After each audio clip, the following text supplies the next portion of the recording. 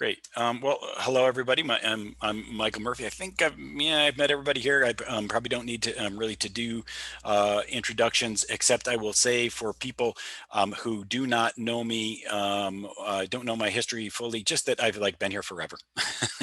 I think I've been teaching here since in first part time since 1992, something like that, as I was a graduate student at Syracuse.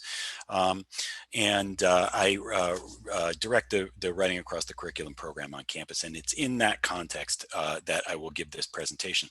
So let me share screen here, and oh yeah, my PowerPoint slides are up. Good. Um, and you guys can hear me clearly? Okay, great. I don't know. I was really unsure about turnout and the way that things would work today. Largely because of the inauguration. I thought originally when I recognized the date, not long after the riot at the Capitol, I considered canceling myself. I wondered if anybody was going to show, given the sort of drama of the day. So anyway, that's all by way of just the qualification that I am not certain about exactly how long this session will run. I'd imagined originally that it wouldn't be close to the full 50 minutes, but we ought to at least have some time kind of for discussion. So anyway, I want to talk a little bit about the dangers of busy work and assigning writing, especially in an online context, connected that students see as busy work and not as particularly engaging. Part of the reason that I'd like to do that is because you guys probably received a survey to forward to students, one to fill out and one to forward to students on their experiences writing in online courses in the Writing Across the Curriculum program, or Writing Across Curriculum committee rather, last fall. Some people started to say, we should really ask about what students' experiences have been like, not really being sure what it was that we were going to find, but to be able to kind of advise faculty about what students' experiences with writing in courses were like. One of the things that I found really striking was, well, the kind of pattern. Let me try the pen here. The pattern that you see sort of in these answers. We asked students essentially, kind of not being sure what sorts of things we might find. We asked them just about the kinds of experiences they'd had. The question here was, think about your writing experience in all of your courses. Oh, I'm sorry. Oh, this didn't actually articulate the question. I've apparently left that out of the slide. I apologize. We were asking if this, and I'm sorry, I have the wrong set of slides here. These are the quantitative answers and not the expository ones.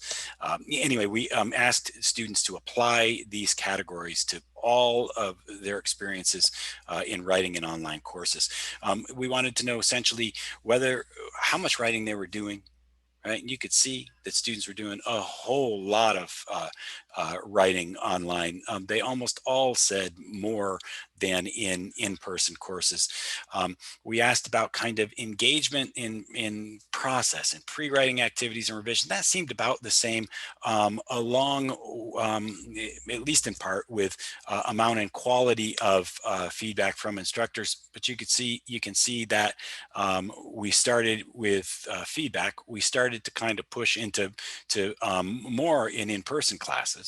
Right, level of intellectual challenge in some ways seemed split. I was kind of really happy that there was that a significant number of students were saying there was more intellectual challenge. Still, I got the feeling, and so did the other people on the committee, that students felt less supported, and in some ways, given the comments particularly, less challenged by the writing, less engaged in the writing that they were doing online. We got lots of comments in response to the expository questions that we asked. And again, here we did ask this very general question that students took many students took in a direction that we hadn't anticipated.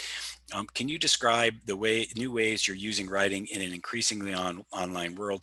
Is there anything, I'm sorry, I have to move the the Zoom window here. Is there anything you're finding new or surprising about writing now that we're communicating so much more online? So we really wanted to know about students' kind of general experiences, how they imagined writing, how it shifted for them online.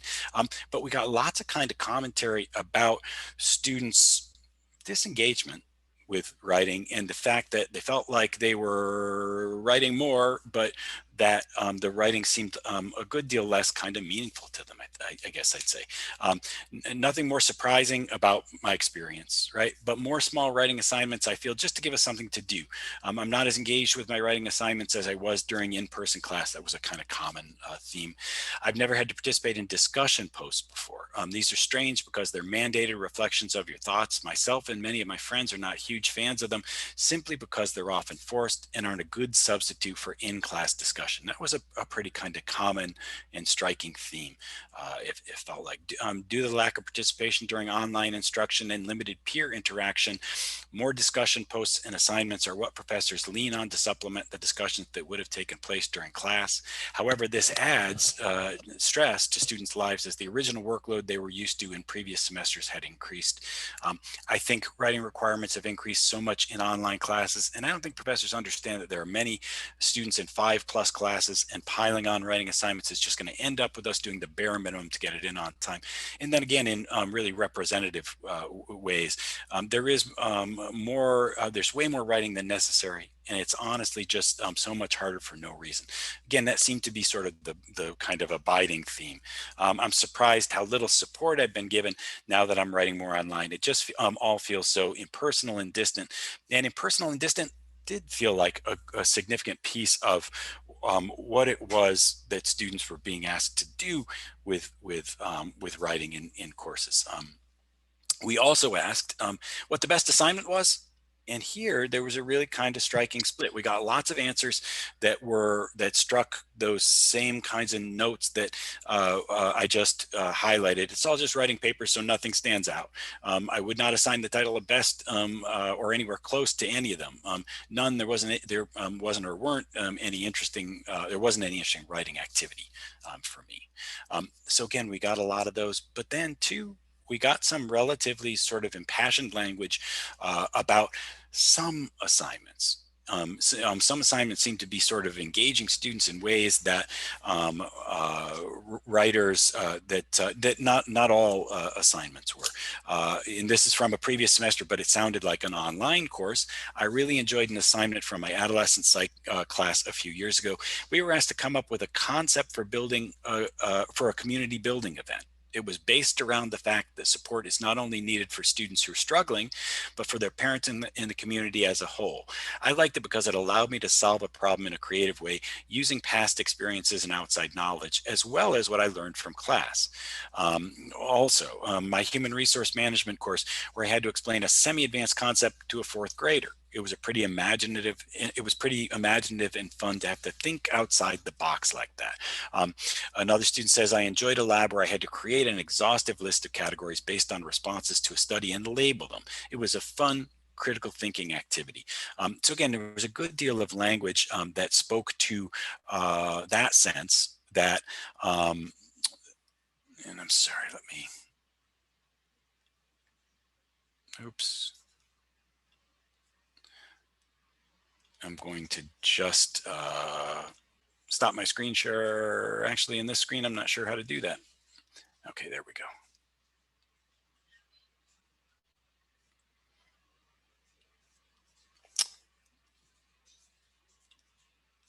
Stop share. Okay, great. I'm sorry. I just wanted to sort of break and kind of open for a minute. This again seemed like a kind of theme in the responses that we got, and I just wondered if people wanted to comment on that at all. If you had thoughts about that, I will say as I read these, I saw patterns in my own classes. My English 102 class in particular, where assignments I had been giving seemed taken up with a little less enthusiasm. I think at least there was some significant split between writers. Some writers took assignments up with a great deal of kind of energy, and then there was a good deal sort of coasting. I don't know. thoughts about this, or is any comments or questions?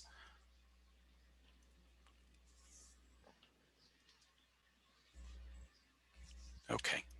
Let me then kind of continue to share screen and just begin to kind of describe the sorts of things that I wanted to recommend as a way to sort of be thinking about this.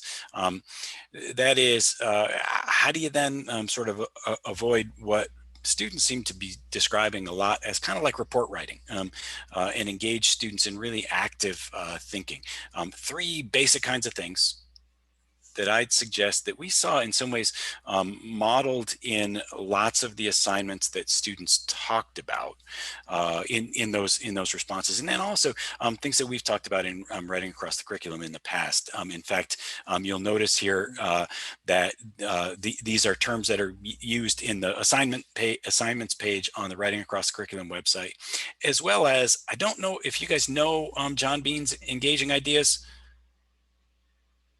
That was a book John will recognize that was circulated, and so every department on campus at one point had a copy, and it was circulated kind of in connection with writing across curriculum, but really good and basic and kind of fundamental resource for different issues in writing across curriculum. I think you'll see some of this sort of repeated in that book, in Bean's Engaging Ideas.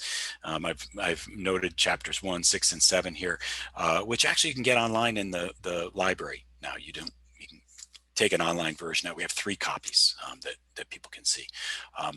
But in any case, I wanted to identify just moves for, instead of saying report on this aspect of the things that we've talked about, right? Ways to kind of set up assignments that might feature like internalizing some sort of key idea. What are the ways in which we could really ask students to wrap their head around this particular concept or set of concepts, measure them against their own experience, find ways to for example, translate them for a 4-year-old, as the assignment that I just cited mentioned, or that the student just cited mentioned. Assignments kind of application. How could I take this concept, right, and apply it to something else, right, that will involve, again, that kind of internalization, but a way to sort of measure the concept against something and make it real, right? That was a theme, again, that seemed clear in some of the assignments that students seem to mention. And then also assignments that invite students to write for like some kind of extracurricular audience. Years and years ago, when I was a graduate student at Syracuse, in fact, the technology will document how long ago this was. I had my students in an upper division writing course sign up for listservs. Of course, nobody signs, unless you're like in some kind of organization. There's an internal listserv maybe for faculty in the different colleges here, but really listservs are, the social media of the past. Anyway, it was sort of a novel thing at that moment, and they were dedicated, like discussions of different sorts online are now, to particular kinds of topics. So students signed up for them and made arguments in connection to them. I found quickly that students never wrote so carefully for me as they did kind of for exterior audiences. When there's somebody who really mattered to them, who was going to read it and respond in kind, think about what they had to say about popular music or about whatever else.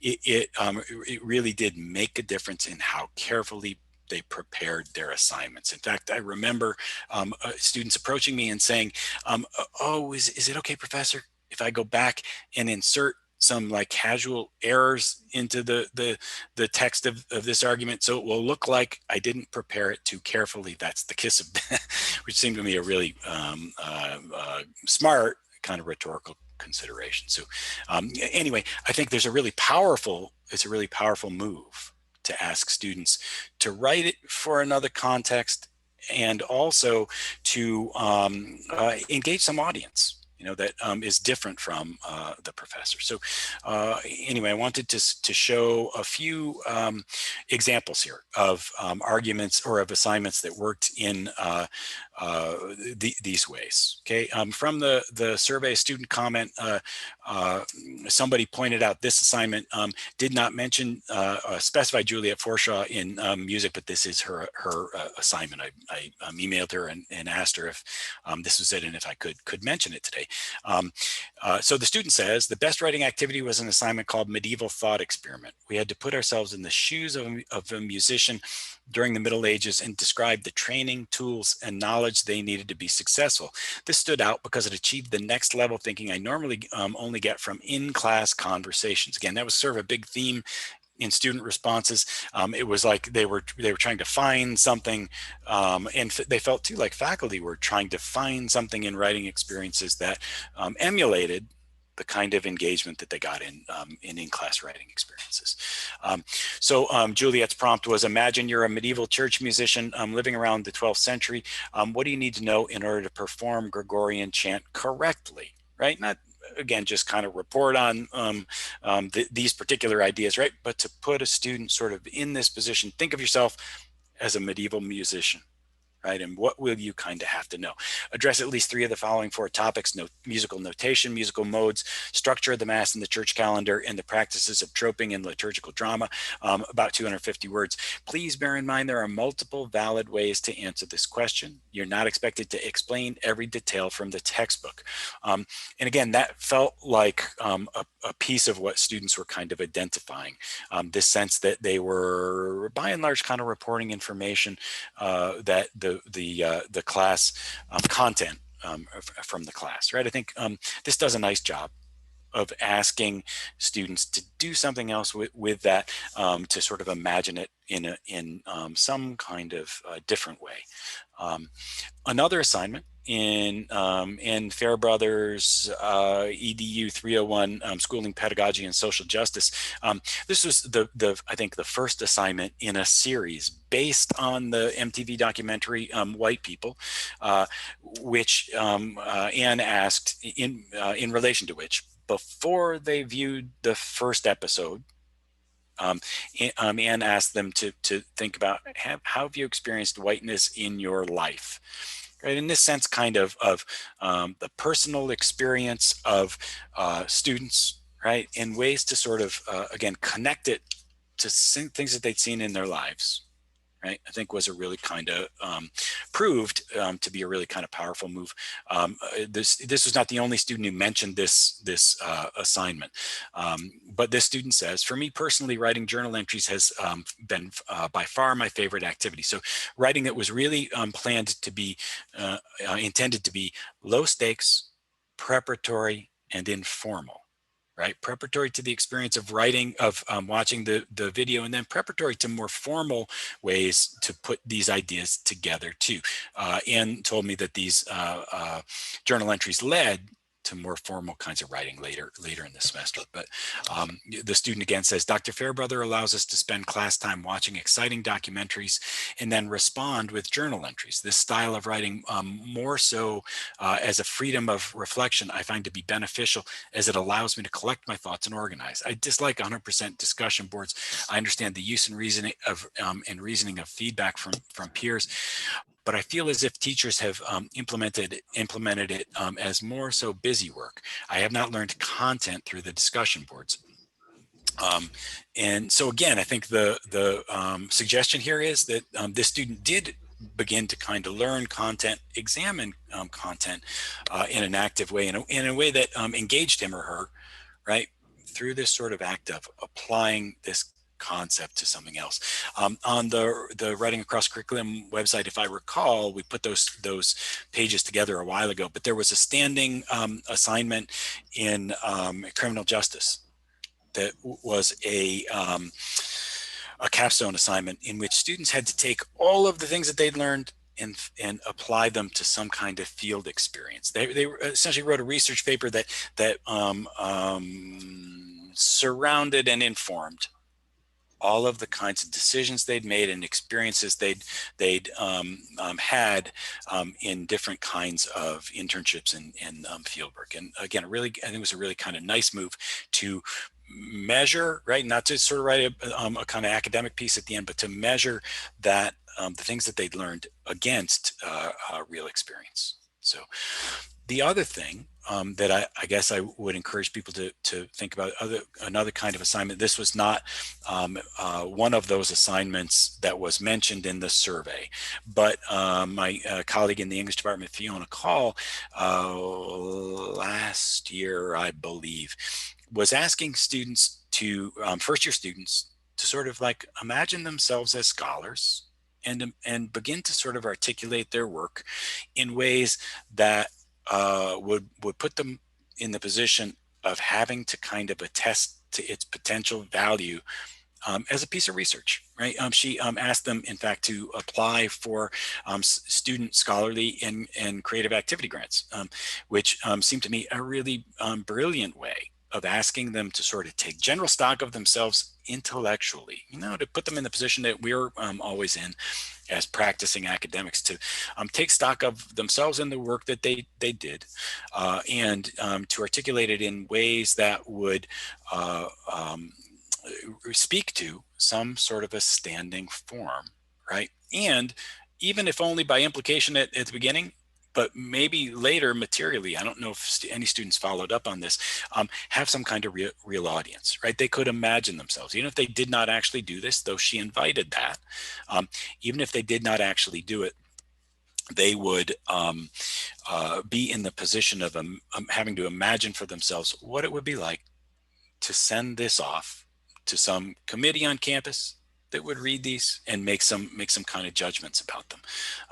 So a really nice sort of an experience that blended, I think, this articulation of, again, academic work with an audience and a genre that might be unfamiliar. I really liked in this assignment the ways in which Fiona enumerated the kinds of challenges that a writer would face, the sorts of things a writer would have to do in this kind of a piece, right? An abstract that summarizes your proposal, maximum of 100 words, a project narrative that explains what you're planning to do, why you're planning to do it, why your project's worth funding, a budget that explains, what you'll want this money for, right? And she had kind of talked through these issues with students.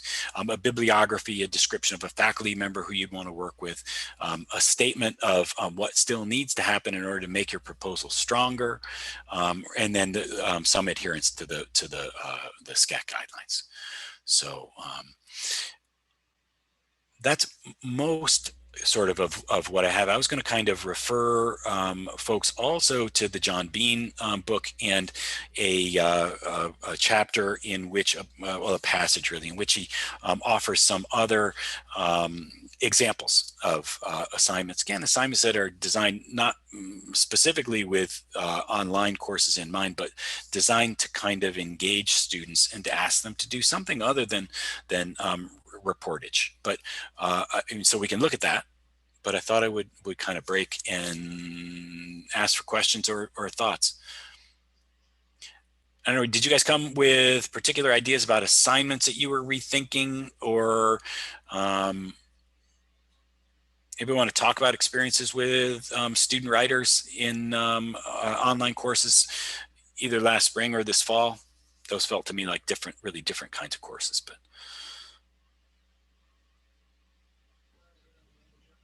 I never had assignments before.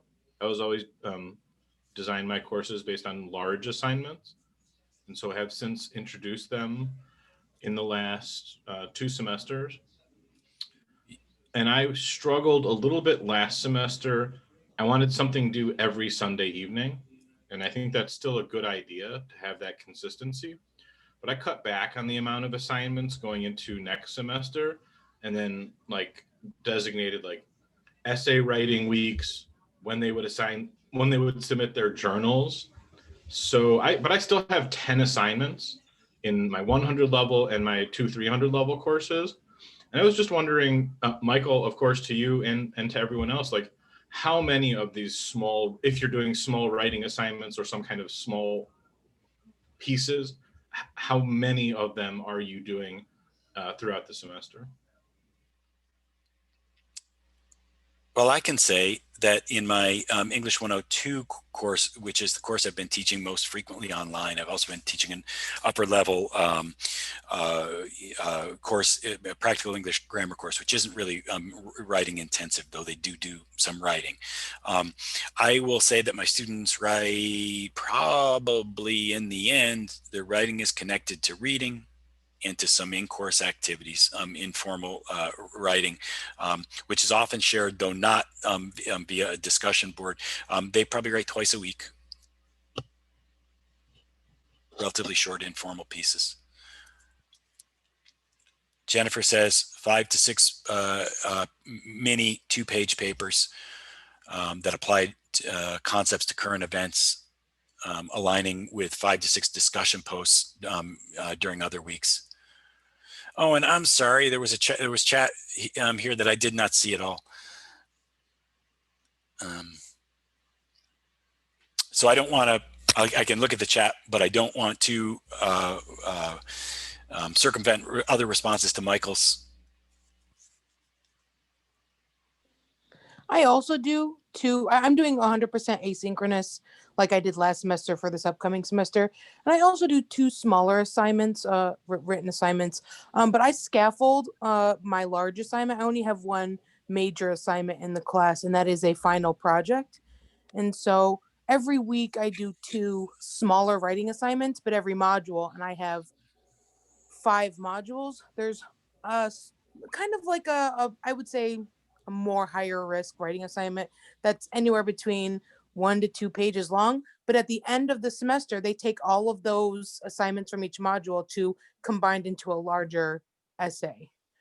So yeah, I would say very similar to my 2 smaller assignments of writing a week, and then 1, I would say, quasi major writing assignment every module. I call them like small essays, but they're very short. They're only like 2 pages long.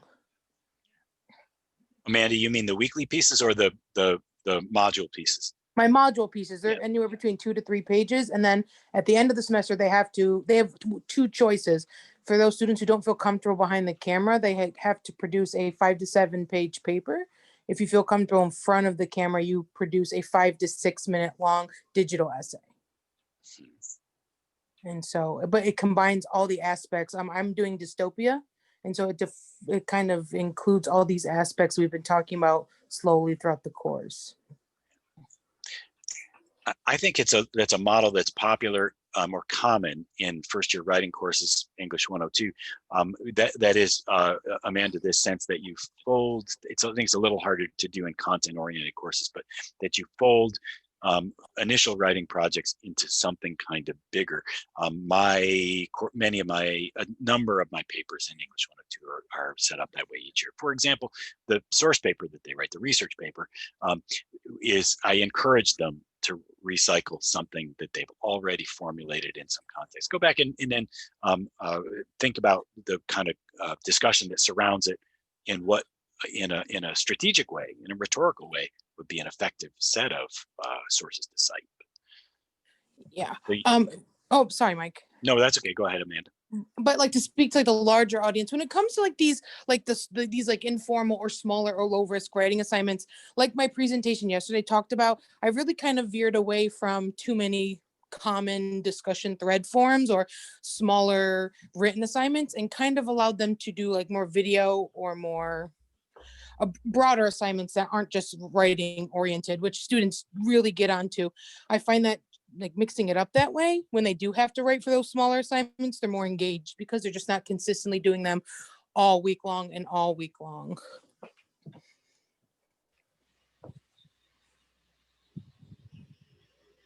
Yeah, I was just looking at Michael's original comment here, which had to do with tying short writing assignments to specific supplemental videos, music, and podcasts. Always wary of students, and I was thinking at first that again, lots of people have been doing things with podcasts and other, as Amanda's saying, other kinds of forms, and I think that is something that students take up with a good deal of enthusiasm. But Michael says, I'm always wary of students neglecting the reading assignment on weeks when their short reading is tied to specific pieces of media. Okay, or short writing is tied to specific. So right, I don't overwhelm students with reading, but so I think it's always important to do the 20 or 30 pages of reading that they have. But I hesitate to like tie even 50% of the short writings to specific pieces of media, because that's what I'm scared of. I don't have any data to back that up. It's just a fear of mine. Okay, that students will consume the media and not the text. Correct. Yeah. Well, I have a question too, actually, that has to do with the short writing assignments. Okay. I don't have a problem giving people substantive writing assignments or things that they're engaged with. In fact, that's a really common technique I use in the 100 level class to have people basically practice what's going to be their essay questions on their tests. The question I have for you, and this is just a general advice thing since you run the writing across the curriculum, do you have suggestions for how to handle writing assignments when we have such variability in skill? We have people who can barely write a complete sentence often in our 100 level and frankly higher classes. And I'm wondering what balance you would suggest we bring to the assignment and the grading of some of these, because I get very, very different results. Now, these are often formative so that I'm not necessarily grading them harshly if they're barely legible. But I'd like to hear from a writing guy your approach to this issue, which I'm sure is common. Yeah. That's a really good question. And I kind of hear two things. First, at the level of the assignment, and then at the level of response in some way, like you mentioned grading. I guess with respect to the second one first, I think that I think you're right about our students. And I think there's a great range for me between a C- writer and an A writer. And I think we regularly get, I don't mean that I don't mean to suggest, and I don't think you do either, that our writers, we have lots of writers at the lower end. I find like writers in my English 102 courses frequently who I think of as really, really talented. I always feel like it's not unusual for me to feel like there's a writer or two in English 102 who is now a better writer than I am. Certainly was a better writer than I was as a college freshman for sure. But I think we have some really talented writers. So I think that's a good question. In some ways, again, I think that there's a good deal of territory for me between an A and a D. And I give D's. I give D's and E's. I think there was a time in English 102 when I felt like if a student really, really worked and showed some improvement, I had a hard time not acknowledging that with and not failing that student. I guess I no longer feel that way. I do give E's for students who try but genuinely earn an E. So I will use the kind of full range of the grading scale, also employ the Writing Center frequently, the Writing Center and Writing Fellows frequently to work with students who are having difficulty. And I think that in kind of the responses that you articulate for students, you can address a great kind of range of issues. Again, speaking from the perspective of English 102, I think that's our territory in some ways, more than it probably is in yours, which I'm sure we spend a good deal more time talking about writing issues, especially at the sentence level than you do. That's not something you should have to take up. At the level of the assignment, I feel like I don't think that I'm not sure that I make any concessions or adjustments for sort of variability of skill. That is, I think I try to call all of my students to do equally complex things conceptually. I call them all in English 102 to do the same sorts of tasks and then try to provide as much support as I can. Again, an easier task in English 102 than in content-oriented courses for students who struggle. I don't know if that addresses your Well, I was thinking more specific mechanics, like do you offer rubrics? Do you offer examples? What do you do to specifically, what tools do you suggest are the most effective? Because the thing is, this is analysis, right? I mean, part of our writing in anthropology is analysis. We're teaching them how to analyze. So Mhm. when you say writing isn't our job, that's not strictly true. We Well, are yes. teaching people to Yeah. write in the disciplines, right? That's Yes. people are like, I'm an archaeologist, right? Like we love our number crunching and our charts, but we also write to convey information. Yes. And Lord knows that I still struggle with writing. We all do, right? But I also have to teach them, and I teach research methods and capstone. And what I'm finding is sometimes, I'm trying to help people scaffold their way up to writing a major thing in the field. So you start in small chunks. And my question is, what tools have you found are effective?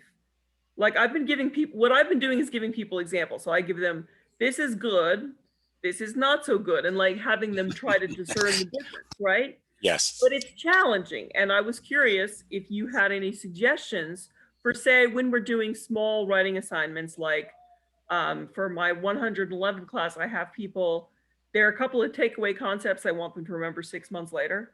Mhm. And I have them write about them. Like, how did humans people the new world? Kind of thing, whatever. What are the two models for this? And I don't expect them to be amazing writers on this, but they have to be clear about it and they have to state what they are, whatever. And I was wondering if you had, I don't know, any sort of tips or tricks on showing beginning writers with all range of ability a great sort of like, I don't know. I guess I'm looking for guidance on how to help people here, because I'm not grading them harshly on these formative assignments, but I don't want to just sort of let them be in a vacuum until they get to our 300 level classes and then they're shocked they have to write, Yeah, absolutely. I think that's true. Well, you mentioned a couple of things, rubrics and models.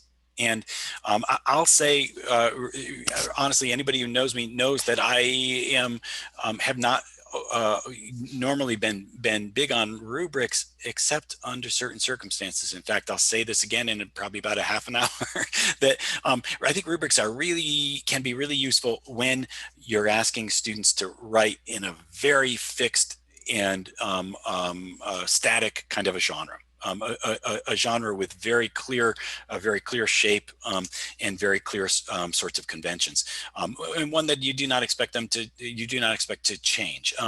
Certain kinds of newspaper articles, a lab report, again, things that are relatively fixed. What I do think is really good, but I think genres are a lot more difficult in the kind of writing the writing I would take to characterize anthropology, the writing that's done in literary studies, the writing that's done in most academic fields. I think rubrics are a little, it's really hard to develop a good rubric.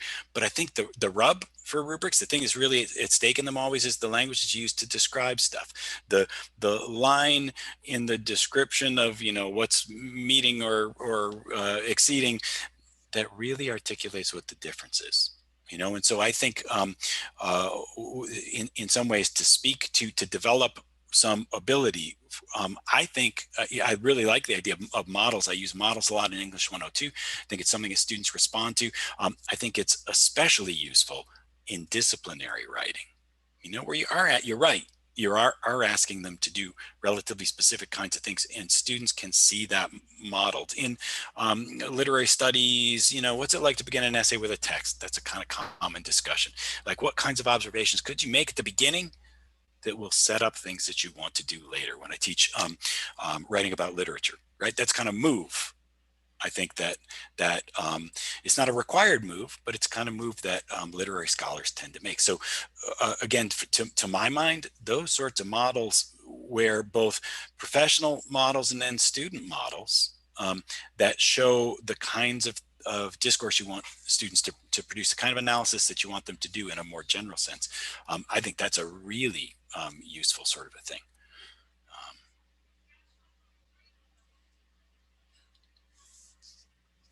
Okay. Other thoughts or questions?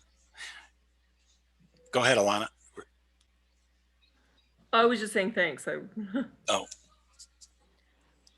I agree a lot with you, Mike. Teaching 102 as well, I do the same kind of things. I think rubrics are kind of tricky for some of our disciplines. But I've found a lot of success, especially with struggling writers, to do things like outlines, telling them kind of what you expect to learn from each paragraph, especially as they're just beginning to be writers. And also, you say that you already provide them with an example of what is a good piece of writing versus a bad piece of, or a lower quality writing. Sometimes I have my students like write down or explain why one is good versus why one's bad. Sometimes when they understand why writing is poor, it helps them to develop their own writing abilities a little bit. So that's offering us some more input if you were looking for it.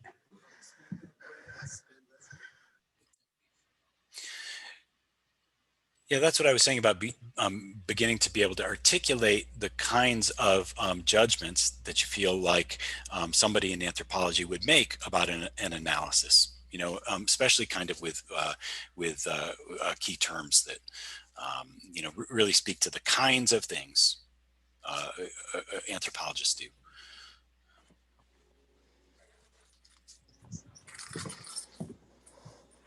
Okay, other thoughts or questions? Any other kinds of assignments people want to talk about or work through?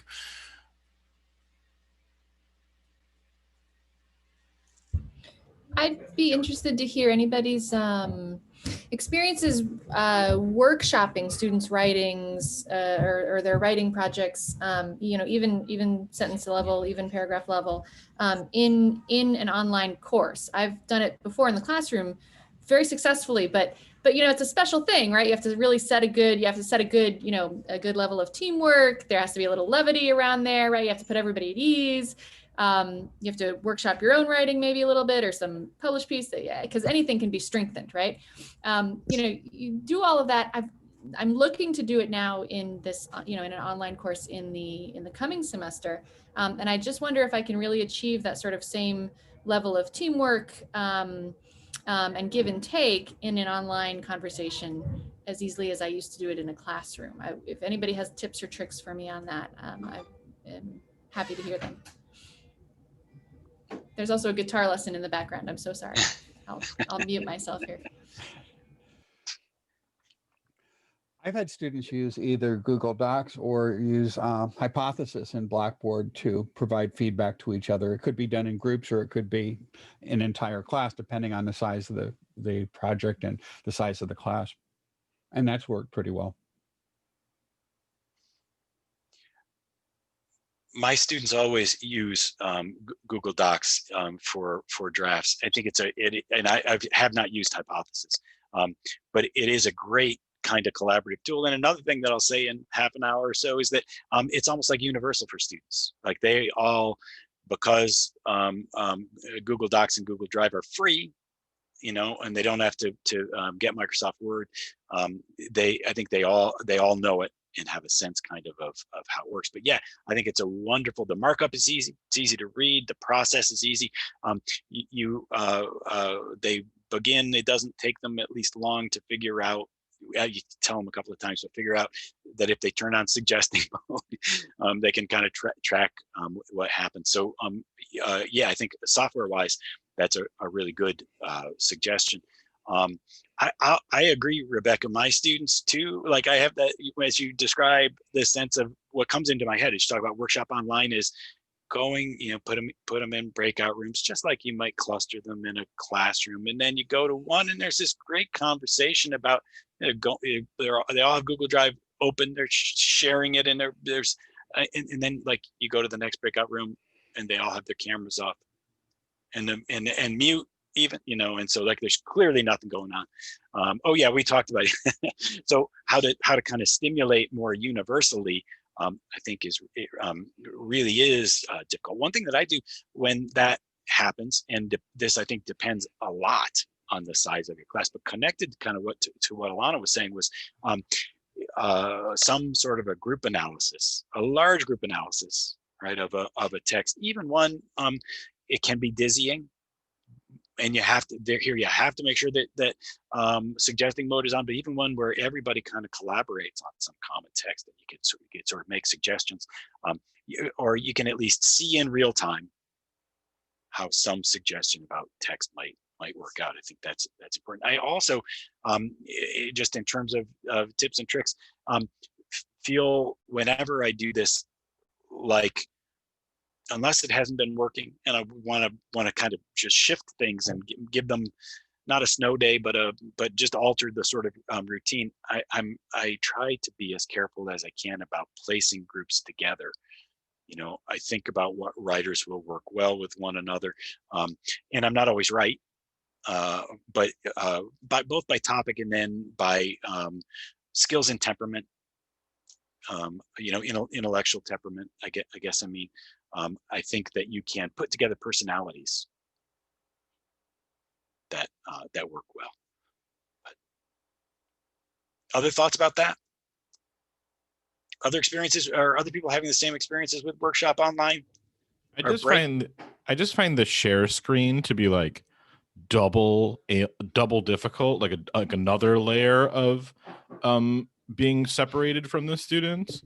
So I don't know, Rebecca, I don't know how you would figure out, I don't know what the tool is to do that without sharing your screen, like that would just be, for me, that would be, yeah, I don't like doing the share screen, but that's just, that was just my experience. It's so hard though to like get people to admit their vulnerability to like actually work on stuff online, because so much tone and sort of friendliness and like, I'm not trying to tear you apart doesn't come across well online. And so when we were doing revisions in research methods, and I just can't wait for capstone this coming semester, there's a lot of drafting, and it's baked into the class, so they expect it, but they also have peer review, and online it can just come across as very harsh. I mean, I put a lot of like verbiage up there saying like, this is every professional works together, you get edits, everyone, this is like a normal part. And I actually took the step of showing the kind of edits I've had to do on publications, which are harsh. Oh, totally. But I think, and so the students were honestly horrified when they were like, oh my gosh, because I was showing the government comments on like some professional stuff I turned in, and like, that's a one-way edit right there when you're turning in stuff to the Park Service. But I still think it's really harsh. I think that's why Rebecca was asking, because it's just so hard for students not to get really defensive, or even, they're already defensive anyway, right? And like, some of them just have so much anxiety, even about showing up to class, period, much less about sharing their work and all of us helping to improve it. I mean, I'm worried about it. I got lovely comments from my fall semester classes about the warm environment I was able to create even online. I was very happy about that, but that was pre-workshopping people's work, right? Like, can I maintain that as we're workshopping work? I don't know. I go back and forth on, keeping it all anonymous, right? If they turn things into me beforehand and then I just put them up on a Google Doc and we workshop them together and nobody knows whose it was, what have you, but that said, maybe that'll work out. Maybe that's great. Maybe we don't need to do that. Maybe we just, all of us need to be practicing together, right? That our work is not ourselves, that we can help each other improve our writing and our thinking, and, and alleviate some of that through like inoculation kind of, of, of this experience. We'll find out. We'll see. Yeah.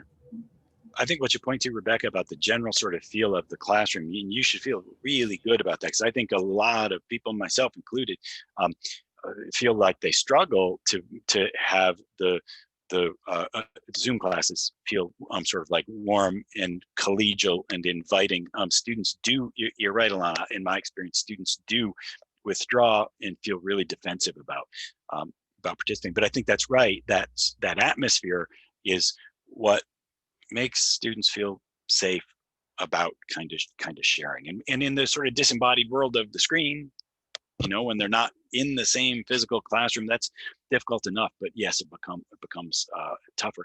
I noticed that Ramin is here. At least I think he's here. And maybe Ramin, you could tell me if somebody else can't. There's Ramin. What is that?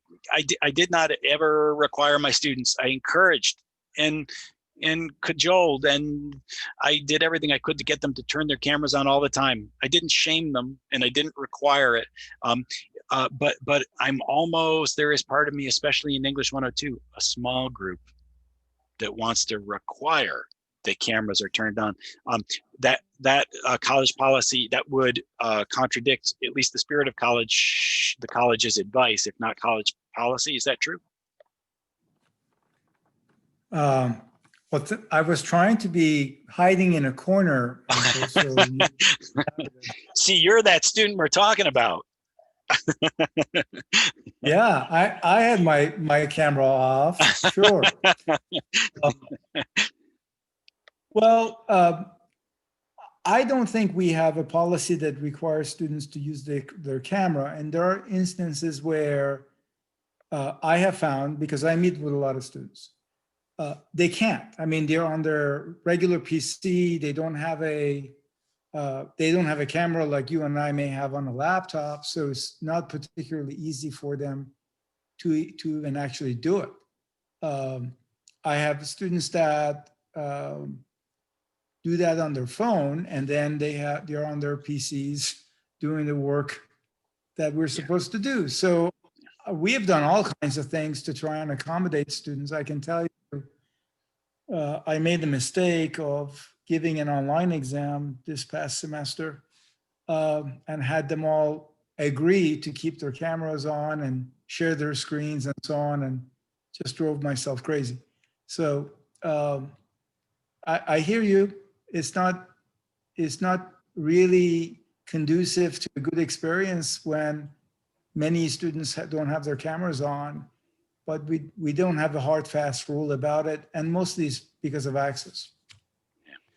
I know every teaching center in the country and the SUNY Faculty Advisory Council on Teaching and Technology has very strong recommendations that you not require it for the reasons that Ramin mentioned, that many students are living in crowded living quarters. They may have intermittent Wi-Fi.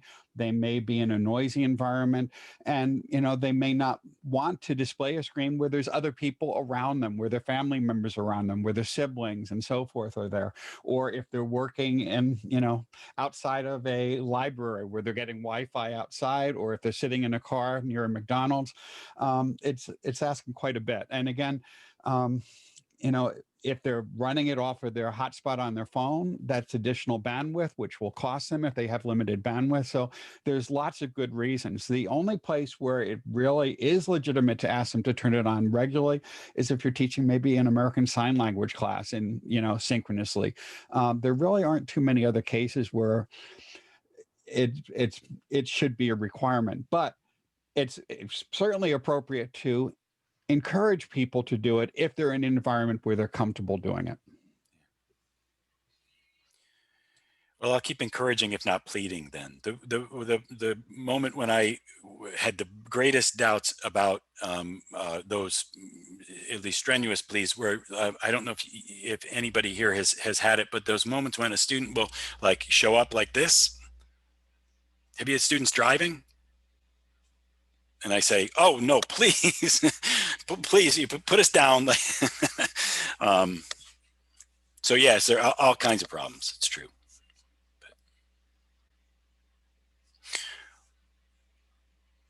Well, John, I'm thinking we're out of time here. Is that? Yes, we're about at the top stop, but I think you're up next. So we'll exit this session to let the video start rendering so I can get it uploaded, and then we'll reopen the room in just about a minute or so. Great. Okay. Thank you everybody for coming. Very good. Thanks, Michael. Bye.